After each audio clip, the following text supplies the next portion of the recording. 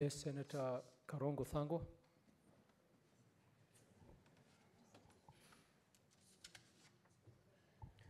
Thank you very much, Mr. Speaker.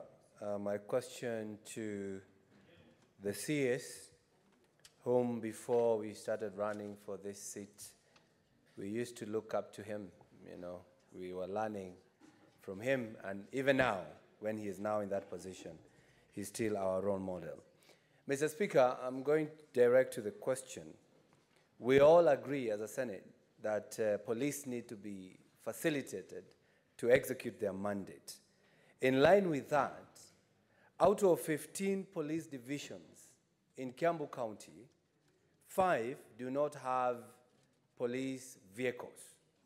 That is Githongorio CPD, Githurayo CPD, Kiambao CPD, Roiro CPD, and Deya OCPD. They do not have police vehicles. Out of 59 police stations in Kiambu County, 35 do not have police vehicles.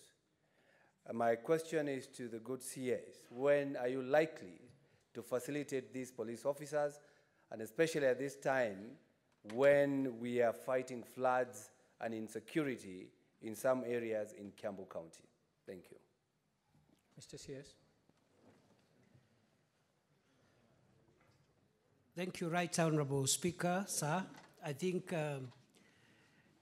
this request or the ask from the distinguished senator for Kiambu County is legitimate.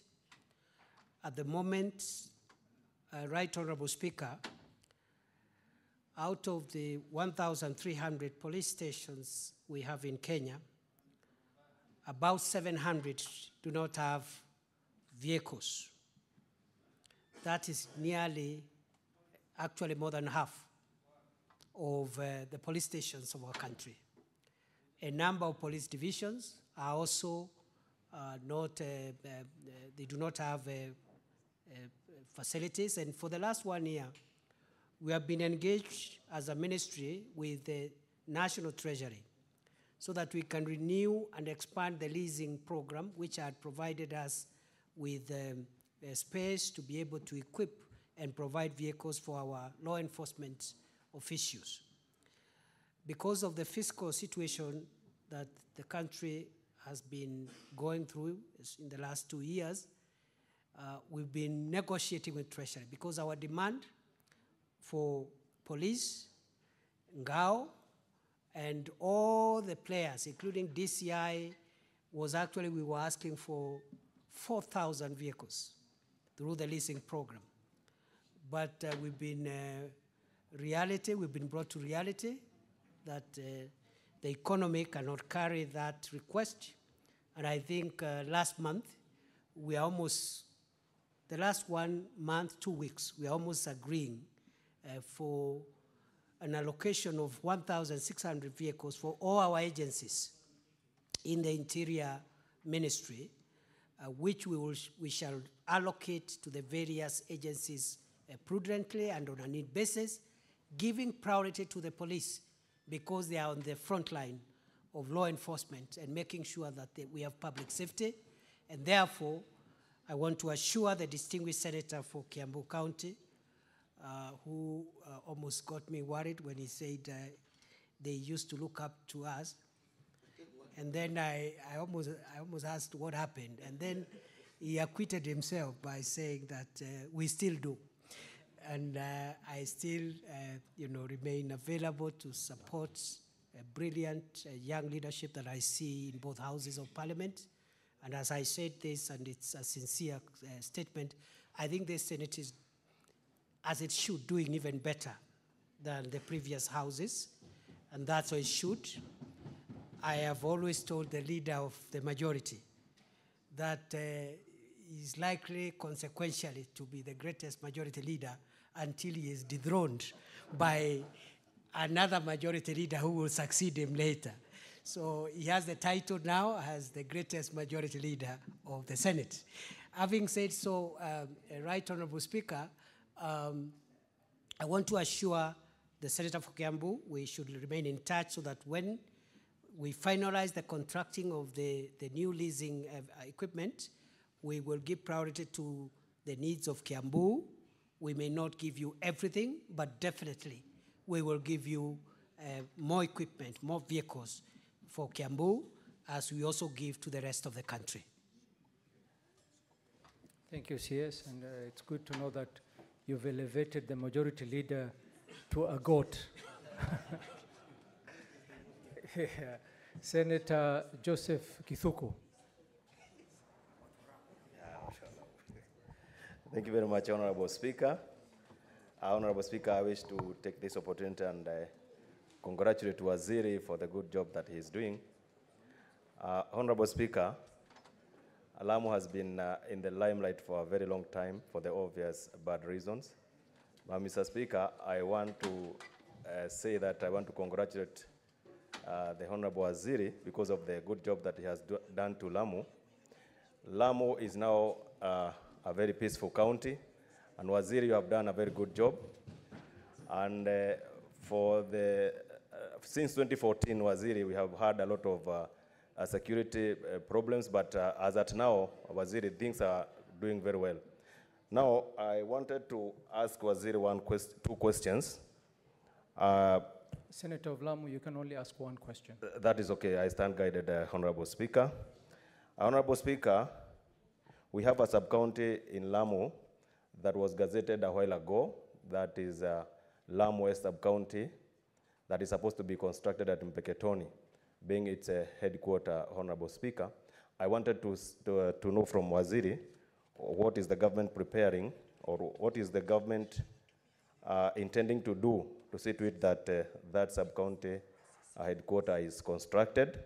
Finally, in relation to that, Honorable Speaker, there are some police stations that were constructed by the current MP through the national government, NCDF, but it is still understaffed. There is no staff as we speak.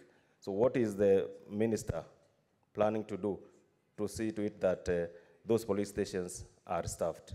Thank you, Honorable Speaker.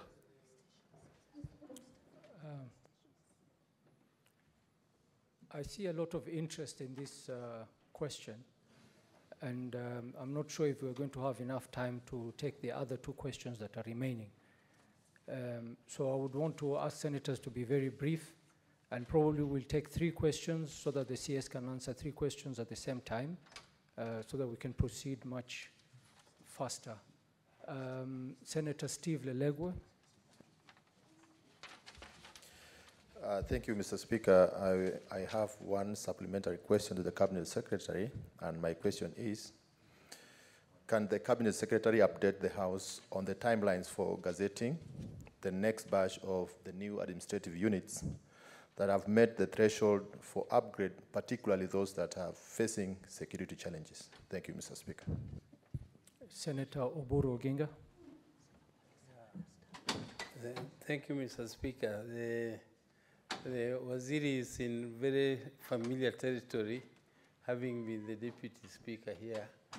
And Mr. Speaker, sir, I just want to ask him about Bondo Sub-County, where there was a gazettement of Usigu division as a sub-county, and it has not been operationalized. Can we know when it will be operationalized, Mr. Speaker, sir? And I don't know, Mr. Speaker, just allow me to mention something on security. Mr. Speaker, there's a market in Bondo constituency called Ndira, which is just opposite Raila Odinga's home. And there is a lot of insecurity, Mr. Speaker. The people are being beaten there, the shops, there are some boys marauding, denying people of their telephones, and the people are crying, Mr. Speaker, because and reports are made to police, and there's a woman who even caught some people on camera, and those people were in police uniforms, Mr. Speaker, and there is nothing which is no action is being taken at all. The market is called Ndira Market, Mr. Speaker. I hope the minister, maybe if he doesn't know anything about it, he could investigate and let us know. But if he knows anything about it, can we know the situation of security there? Mr. Speaker, thank you very much. Thank you. Bwana CS. Mr. Speaker, sir, thank you with regard to the statement raised by the distinguished senator for Lamu County. Just as he has thanked us, me and my colleagues in the ministry, we are also very grateful to the political leadership of Lamu County. We had started with a little bit of turbulence, and we had a very unpleasant engagement at the beginning with the political leaders of Lamu County, the governor of Lamu County, the senator of Lamu County, the woman representative, and the MPs of Lamu County. We had a very turbulent, unpleasant encounter, which, as I said earlier on, Mr. Speaker, comes with this territory. National security it's like that. National security and politics are not 100% symmetrical. There are rough patches along the way.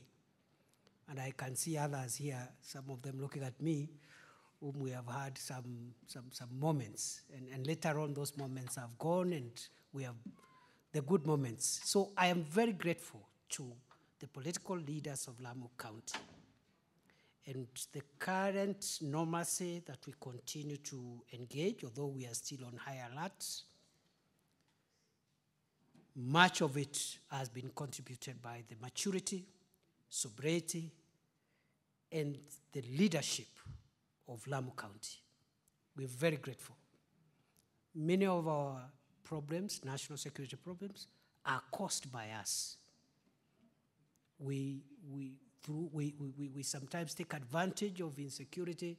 We rope in politics, we rope in religion, we rope in other things, and we complicate a problem which would have been resolved easily. So I'm very grateful for Lamu and many other counties which had issues, and now we are managing them together with their leaders. Honorable Speaker, the government will provide money during the financial year 2023-2024 to start the construction of the offices for the Deputy County Commissioner for Lamu West at Mpeketoni. Honorable Speaker, with regard to staffing of police stations, police posts, and patrol bases within Lamu, I have already asked the Inspector General of the National Police Service to gazette, because for police stations is the IGU gazettes, those facilities after he sends the team to inspect them, so that to make sure they have the basic amenities like the armory and other critical facilities like a cell for men, a cell for women, a cell for children, which now is standard in all our police facilities. As soon as the IG is satisfied with the structural integrity of that space, he will gazette and we will deploy. And we have enough officers in this country, 106,000 police officers for a population of slightly above 50 million. We have enough officers to post to Lamu and to all the other parts of the country that are needed. Right, Honorable Speaker, I've also been asked by the distinguished senator for Samburu County, which is one of the counties that has really experienced very painful moments because of criminal activities and organized crime. I want to respond by saying that, yes, there is the process of establishing an additional sub-county and other administrative units in that county is underway. I already engaged the leaders and we agreed on what they needed to do in consultation and, of course, with the deputy county commissioners and the county commissioner in Samburu, so that the public participation process is impeachable. Once we conclude and gazette, we are not taken to court over headquarters, over this and that, and the other issues. In any case, the Constitution demands that public participation must be carried out by any public official or any institution that is making a decision. So we will conclude that process. I am hopeful, possibly before the end of the year, we will have another cohort. Again, broadly for the country, not just for Samburu County, because our obligation as a nation is to carry everybody along. Finally, my senior, the senator for Siaya County, I think Senator Oburu Odinga, has raised two issues. The first one, he has asked about Usigu County, which is supposed to create an additional sub-county within Bondo, the larger Bondo sub-county, and which, by the way, Bondo is one of the largest sub-counties we have in the country in terms of population, and very deserving case. I had scheduled to go and operationalize Usigu sub-county last month when I was doing countrywide tours of various counties for security duties. But I think the member of parliament was away and there was a logistical issue, and I said it's good for all the parties to consult, and we will reschedule a date for the operationalization of Usigu anytime that all the parties are ready. You know, normally operationalization of a sub-county is a public event. We like involving